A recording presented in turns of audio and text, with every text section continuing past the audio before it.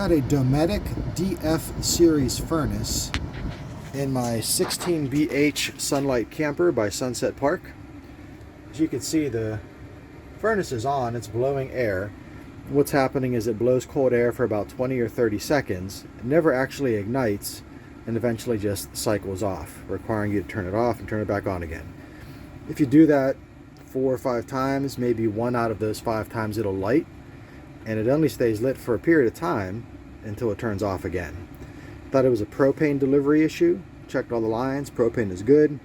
The propane for the fridge works fine. Propane for the oven and the stove work just fine. So I don't think it's a propane problem.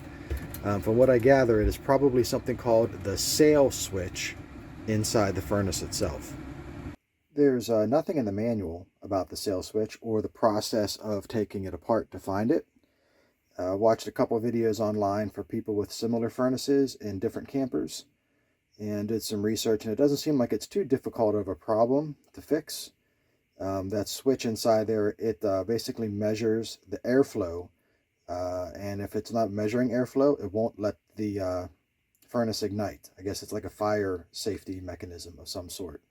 And it's quite possible that there's a bunch of dog hair or dust or dirt, who knows what, that's been gathered inside the furnace and causing that sail switch to fail. There's no way to access the rear of the furnace on this camper. I know some of them have an access panel on the exterior.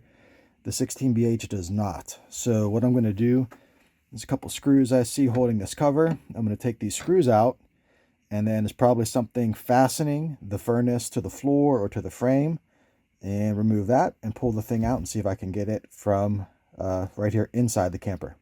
Okay, 4 Phillips head screws, removes the cover. The accordion ductwork just rotates and pulls out from that slot. Propane line is nice and secure, so nothing leaking there.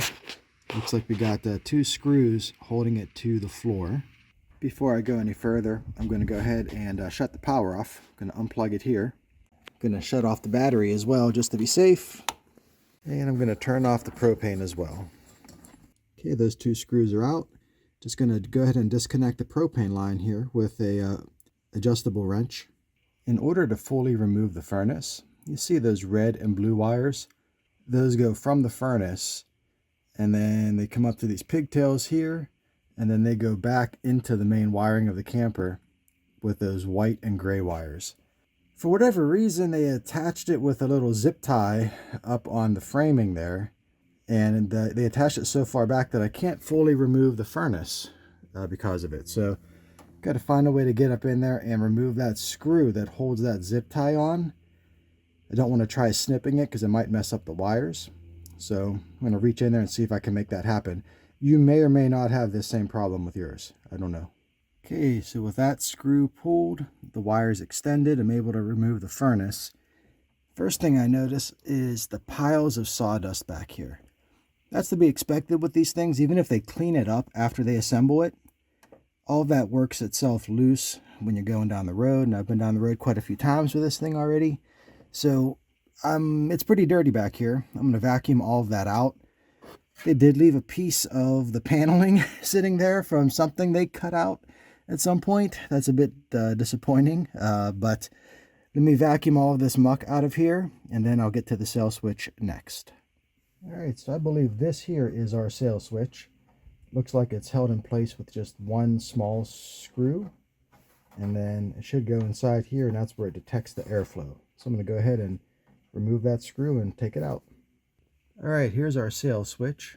This guy right here came out with 1 screw from that opening right there. It doesn't look bad. I expected this thing to be covered with gunk, but what I think is the trouble is you can see there's a real little bit of lint right there, and that's where I think it makes the connection. So if you listen, not sure if you're hearing that, but there's a little clicking sound when it detects air movement, and I think that little bit of hair there, probably from my dog, is what's causing the trouble. If it's not just that, there is dust all throughout this thing. So it's sucked in a lot of sawdust. It's all around up here at the top.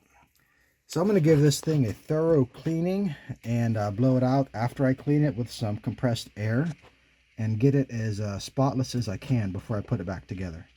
All right, pretty well cleaned out the switch and the area around, vacuumed out the inside there, vacuumed out the inside there, and vacuumed out the inside here. Relatively dust-free and pet hair-free now.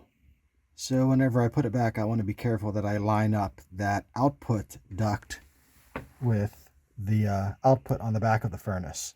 That's got to be a nice connection there. All right, all back together. Going to turn on the power and the propane. Moment of truth.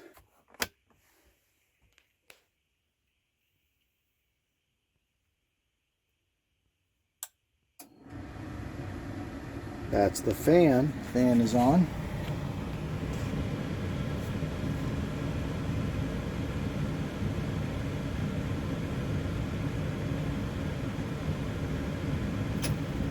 Hey, and that's the ignition. Hopefully you heard that little clunk. You could hear when it kicks on. And it's getting warm, so we got some warm air. That's good.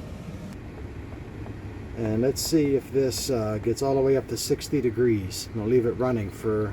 This is going to take a while. Honestly, this will probably take an hour before it gets to 60. But I'll check back with you in a minute.